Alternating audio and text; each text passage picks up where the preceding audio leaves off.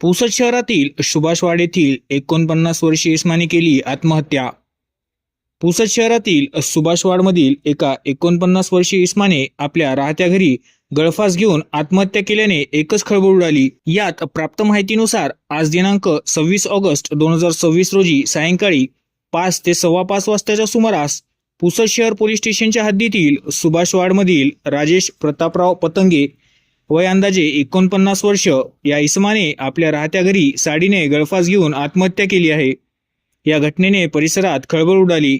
सदर घटनेची माहिती पुसद शहर पोलीस स्टेशन येथे देण्यात आली। त्यानंतर पोलिसांनी घटनास्थळी जाऊन पंचनामा केला व सदर मृतदेह शवविच्छेदनाकरिता उपजिल्हा रुग्णालय पुसद येथे नेण्यात आले। सदर घटनेचा तपास PSI राजू ठोंबरे हे आणि त्यांची टीम करत आहे।